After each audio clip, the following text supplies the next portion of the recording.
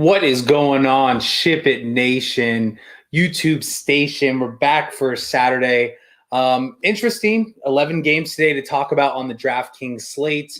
Unfortunately, we have two NFL games going on. Well, not unfortunately, we like NFL games, but taken away from the prize pools today. So not the best day as far as prize pools go, but we definitely have money to be made. So let's get through these 11 games.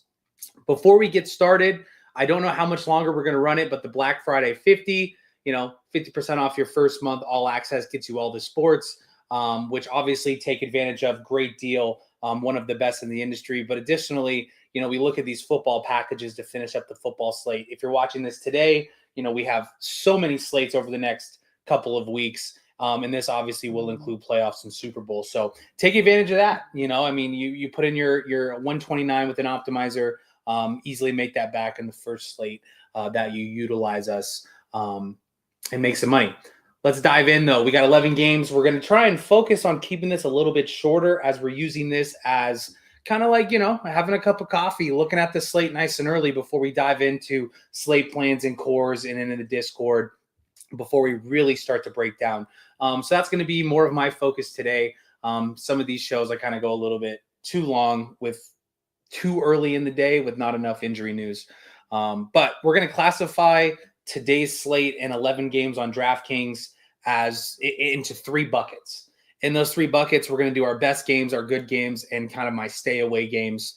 Obviously, the two best games of the slate are going to be Boston at Chicago with the 244.5 over under. Boston is favored by 12.5, 13 points in that game. So risk of potential blowout. But they did play 2 nights ago in this exact same matchup, and I believe Chicago won the game outright. So kind of tough to just classify it as a full check mark as a blowout game. And then we have Memphis at Atlanta. Memphis is favored by 1.5, and that over-under is 242. Now, in that game with Atlanta, Trae Young is questionable, so we'll kind of get to that. But those are going to be the two best games. Well, additionally, Ja Morant is out as well. But those are kind of the two best games. In the good game bucket, it's kind of a mix of the majority of the games on the slate with Portland and Spurs, Knicks and Pelicans, Washington at Milwaukee, Detroit and Phoenix, Utah and Brooklyn, and the Clippers at Dallas. And then to kind of round out the bad games that I'm going to most likely be staying away from, unless of one kind of big piece, arguably one of the best value pieces on the slate in Hawkes at 3,800. But Miami at Orlando, Golden State at Minnesota, and Philly at Cleveland. So we're going to do a little bit different. I don't know necessarily going game by game because we might cross off games. Let's actually do it like that. It'd be a lot easier. So we'll start with the Heat and the Magic. Interesting. Jimmy Butler, we have him listed as questionable, or we don't have it, but around the industry have it as questionable, but I don't believe he traveled with the team last night. I'm going to anticipate him out. If that is the case, Hawkes at 3,800 is going to be one of the best value plays on the slate. Kind of tough to get away from that. We see some of these 4K values that we're going to talk about on the slate, and all of them are really hard to get away from. But we'll start there. So Hawkes at 3,800, and then Tyler Hero at 7,200 off a huge game last night. Those are going to be my two favorite pieces from here. You could always argue, Bam, with the way that he's playing and getting assists. Obviously, he had a kind of a stinker last night, I think in the mid-30s in DraftKings points. But he was out a portion of that game with, I don't know if it was a face laceration, but, he had a cut. They went and fixed it. He came back in the game, but he definitely did miss some time. And the last kind of note I'll say is Duncan Robinson. He will be essentially unowned, but at 4K, we know he has upside to hit shots. Going over to the Magic side, not much I really love here at all. So, that's kind of where I stand. Interesting that this game is close and the Magic are actually favored, but they've been playing good basketball, but not really great from a DFS standpoint. So this is majority of my lineups is going to be crossing off this game and just getting Hawkes at 3,800. Next is the juicy one with Grizzlies and the Hawks. Ja Morant is out, so essentially, pretty early in the day to say it, but Scottie Pippen Jr.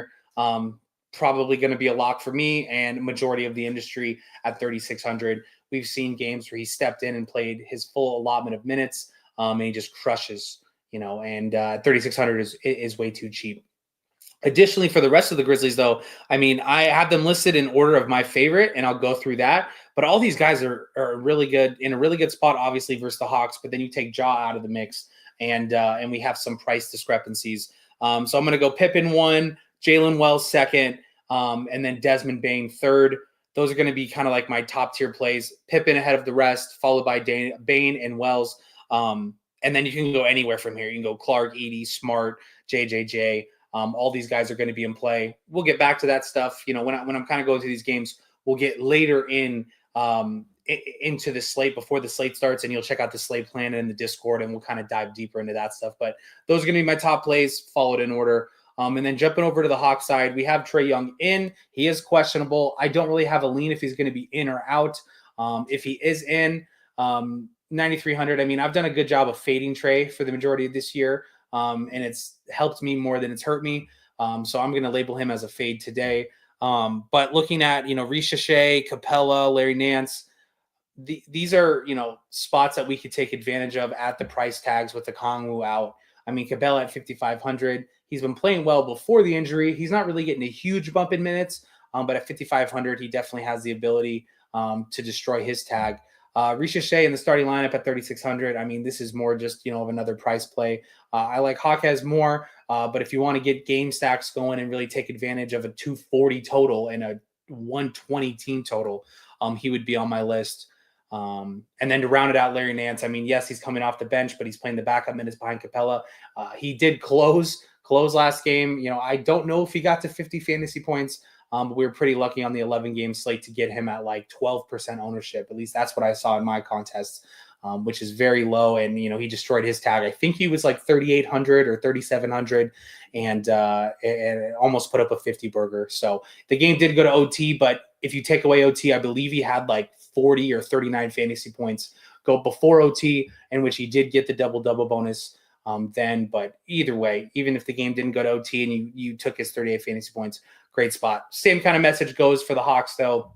I mean, for me, I could really make a case for any of these guys. I mean, Jalen Johnson's price is a little bit too high, in my opinion, 8,800, but this is a great matchup that we could take advantage of. So that's kind of where I stand on this game.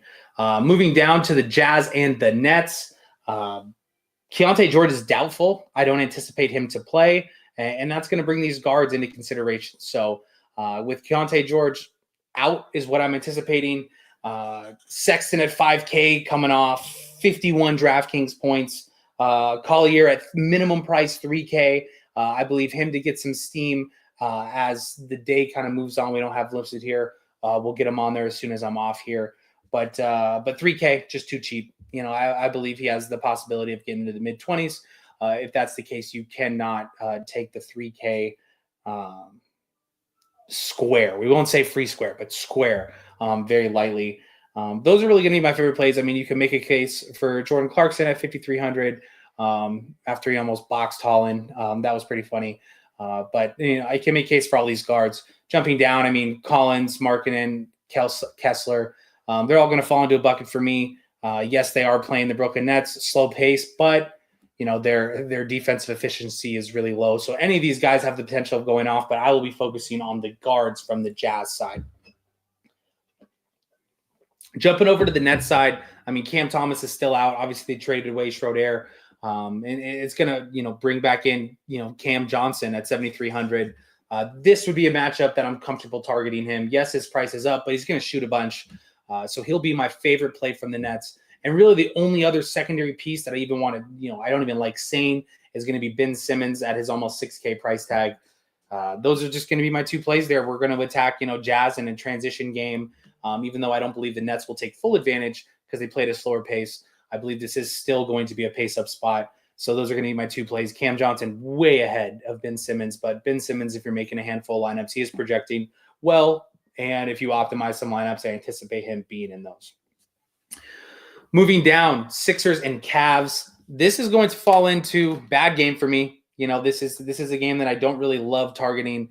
The Cavs made easy work of the Bucks last night, where the Bucks, I don't believe, had any, not only starters, but real rotation pieces in the game with like 10 minutes left. Bobby Portis was popular, didn't really get there. I think he had like 17, 18 fantasy points. He didn't get any run in the fourth quarter. which was pretty ugly to see. But kind of the same message that I always say for the Cavs. They all profile as great play, not great plays, but good plays because they're a good basketball team, and their prices are all very fair.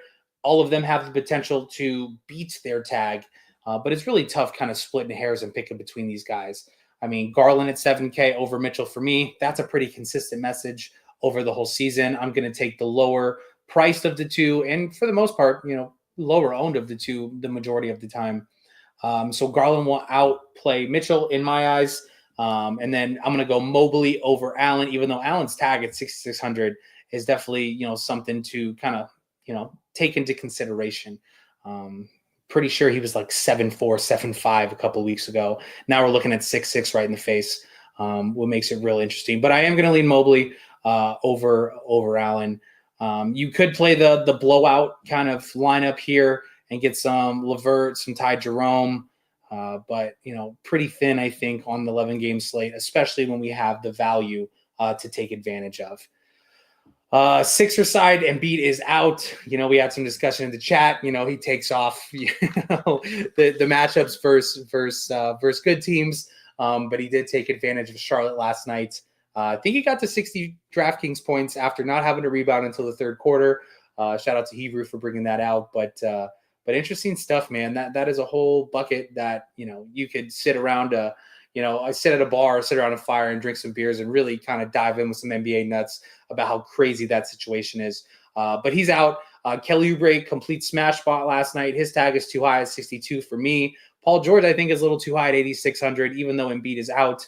I don't know, tough matchup, not the best team total. Blowout risk is in play here. So don't love it. And same kind of goes for Maxey at 8,700. Not really finding much love for this game, but, if you were going to play some pieces in hopes that the 76ers keep this game close, I would focus on Maxey and or George. The and is obviously harder because you want to get pieces on the other side if the game stays close. So if I am game stacking this, I would pick one of the two, Maxey and Paul George, and then kind of get a couple pieces from the Cavs side, preferably a guard and a forward/center with Mobley and Allen. But going down to a great game here, Celtics and Bulls. Like I said, this game is a 245.5 total. I believe we had like a 248 earlier in the season, but this is going to play up into one of the higher totals of the season. And like I said, the Bulls, I don't know what the spread was a couple of nights ago, but the Bulls did win that game. Pretty interesting to kind of look back a couple of nights later and then see 11.5 point spread. Tough to build DFS lineups with this. I mean, you could build it two different ways. You could build it obviously with the game stack and the game stays close. And all the starters and role players get full run in the game. Or, in my opinion, I think another way to attack is play the Celtics here, take advantage of some of these tags, and then have some of the pieces on the Bulls side that will still get some run in a blowout. So, Celtics side, I mean, I hate to bring it up like the Cavs, but this is kind of like the same stuff. Obviously, Jason Tatum in a great matchup. He went for 56.5 DraftKings points the last time these two teams played. I believe he has the potential to beat that tag again tonight. He won't profile as my favorite Celtic. My two favorite Celtics are going to be Porzingis and Drew Holiday. Those are going to be more price plays. Porzingis at 7.4. We know he has potential to destroy tags. He had 37 DraftKings points in this matchup a couple nights ago. I think he has the potential to get into the high 40s, maybe even get a 50 in this spot and take advantage of some Vooch defense on the other side. Additionally, Drew Holiday at 5,100. I mean, it's kind of a battle that we always have. He's always going to project well at his tag.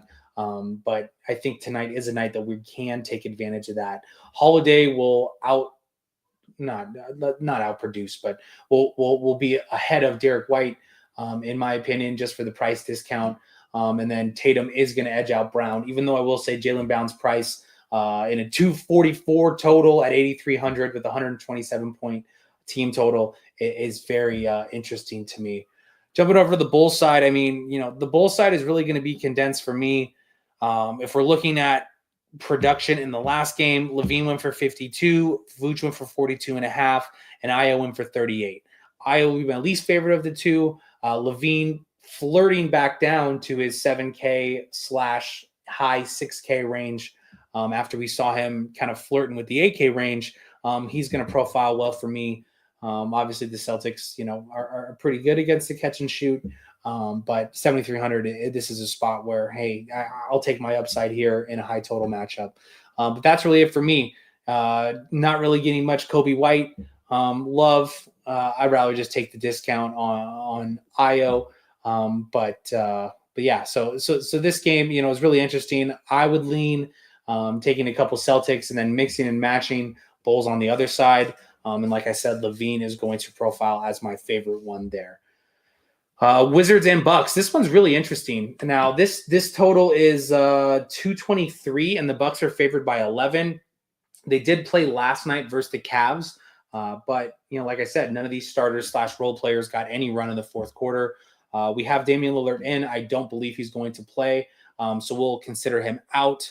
If that is the case, we saw DeLon Wright step in to start the second half for AJ Green. So that's interesting. I'm kind of curious to see. I think we'll get additional value if he does get the start, and I don't hate that versus matchups with the Wizards.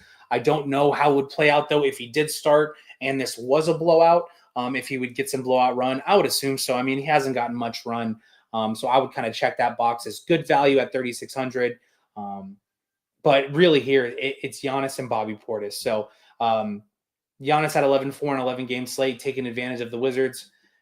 Obviously had a huge win in the NBA Cup game, comes back a few nights later, kind of gets, it was a blowout, but it wasn't even close the entire game for these Bucks against the Cavs. So I believe he might come in tonight with a little bit of a chip on his shoulder, with the ability of triple doubling with a high point total. He will be a fantastic play, in my opinion, especially if this game stays close. From what we've seen from Doc Rivers and this team, I think this game can stay close. So Giannis profile is my favorite play, obviously, followed by Bobby Portis at 5,300. I think they're going to need scoring. Dame off of the floor. If they bump Wright or if they bump AJ Green, they bumped AJ Green, but he did not play well. So like I said, DeLon Wright started the second half. Who's going to score on this team? Obviously, Prince, is shooting at a very efficient clip. I believe he leads the NBA in 3-point percentage.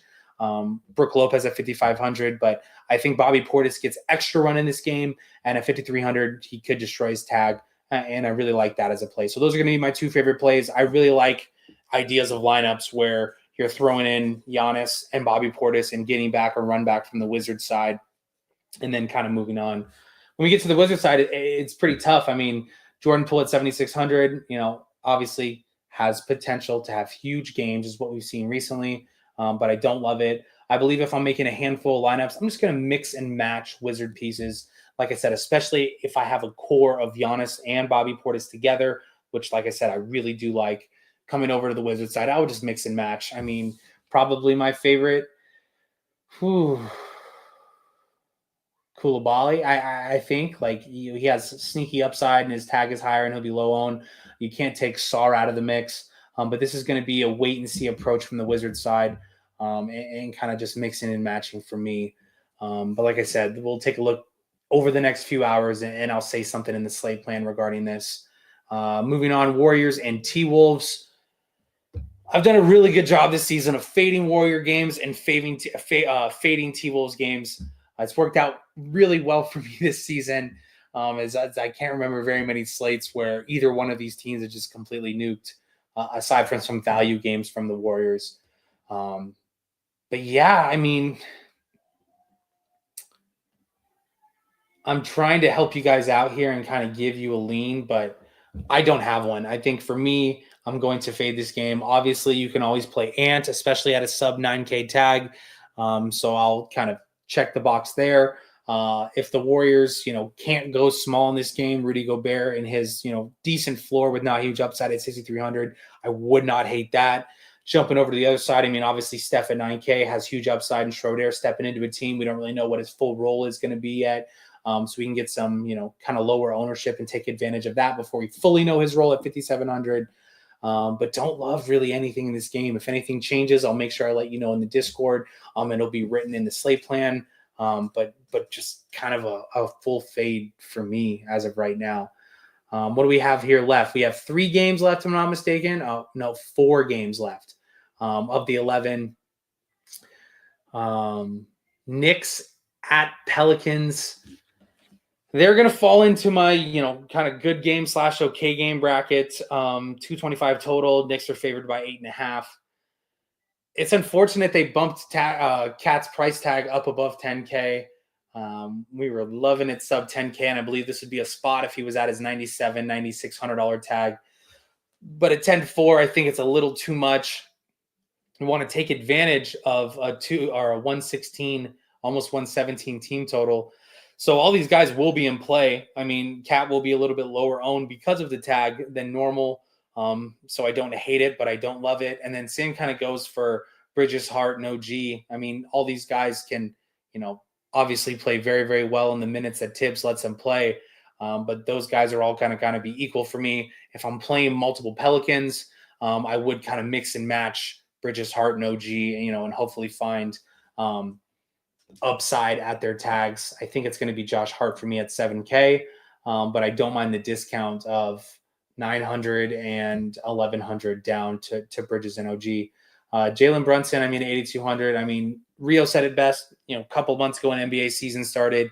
It's going to be kind of like have him hurt me before I start to play him. So I will continue to have that thought process regarding him. Pelican side's interesting, Herb Jones, Trey Murphy. These guys, have interesting tags because you want to play them with the minutes that they're playing. But I don't think this is a great spot versus the Knicks. CJ and Murray, I'm going to lean Murray, even though he's more expensive. But like I said, this is going to be labeling as a good game, closer to a bad game spot for me. So that's kind of the lean that I have now. But let's get to some more fun games. Clippers and Mavs. Clippers and Mavs, 221 total, 3.5 point spread. Luka is going to be out. It looks like Kyrie is going to play. We saw not only Kyrie, but Luka both be out last time out. And we saw great games from Spencer Dinwiddie and Klay Thompson, with Grimes kind of just getting there at decent value. We did get pretty heavy on him collectively as an industry. How about that? At his tag on 11-game slate, but it was a great spot, and it was more of just kind of a floor game in that spot. He's going to label that as one of my favorite plays. Kyrie back is going to hurt Spencer Dinwiddie, and his tag is up to 4,700, but Quentin Grimes didn't move. And at 5,400, he's going to be my favorite play from here. I think you could make a case for Kyrie Irving at 8,200 with the usage, but don't love kind of spending that amount of salary and utilizing him as a stud with a matchup versus the Clippers. But, don't hate it, don't love it, kind of like, oh, okay, I get it type play. But it's Grimes and Lively for me. Lively at 5,500. I'm going to want to play both of those guys at a high clip. PJ Washington, a little bit too expensive with Kyrie back. And Klay Thompson, in my eyes, you just depend too much on the three-pointer. 5,400 is kind of a, makes you want to think tag, but not going to be for me today. Grimes is my favorite play by far. Jumping over to the Clippers side, Zubac at 7K. It's just, I want to take advantage of this. They just always seem to be off $400 to $600 on his tag. And we could, take advantage of it. So Zubac for me is going to be my favorite play. I can make a case for all these guys. James Harden, 9,500, I believe his other studs want to get to. So I won't be getting there, even though I don't hate it. Kind of where I stand. Let me see if I missed anything here. It's really just Zubac at 7K. I really want to take advantage of that tag. What do we got? 2 games left. Appreciate you guys here. Like I said, I try to keep it, a little bit shorter today, but with 11 games, it's kind of hard. Blazers and Spurs, Pistons and Suns. Both of these games are falling into my good game bracket. 226 total for the Spurs games. Spurs favored by 7. And then Detroit at Phoenix. Phoenix favored by 6 with Devin Booker out. Blazer side is tough. It's a 110 total. I could get behind. I don't want to play Ayton at 6,700. Let's get that out of the way. I don't want to attack Wembanyama with DeAndre Ayton. You can make a case for Simons. You can make a case for Sharp. You can make a case for Grant. All in that high 5, mid-tier 6K range. It'd probably be in that order. So that's how I'll leave it. And then jumping over to the Spurs side. Wemby's always in play. 6.5 point total. The game is going to stay close. And he obviously, we know his upside. So he'll probably be my favorite Spur, followed by Vassell, however you want to pronounce it. I've heard it pronounced both ways. 5,400 inserted in the starting lineup. Last time out, I want to take advantage of 5,400 versus the Trailblazers with a 116 total. So those are profiles, my favorite two plays. You can make case for Sohan at 6,500, him in the green hair. But really, those are going to be it for me as far as my kind of, highlight plays. Last game, Pistons and Suns.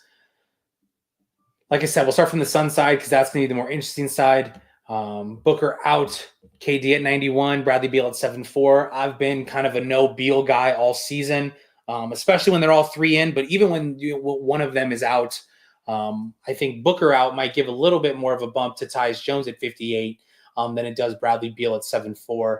Won't be on the Beal train. I could definitely get behind a $9,100 Kevin Durant, so I'll be all over that. But it's really Jones and Durant for me at first look this early in the morning, about 6 hours to lock. And then jumping over to the Pistons side, they bumped Durant's price up. I think it was 5,500 and pretty popular play on an 11-game slate. But Paul Reed just absolutely smashed in that spot. I'm curious to see if Paul Reed gets a little bit more run for his production at 3,500. I would throw him into pools because we do have the opportunity of 25, 30-point upside there.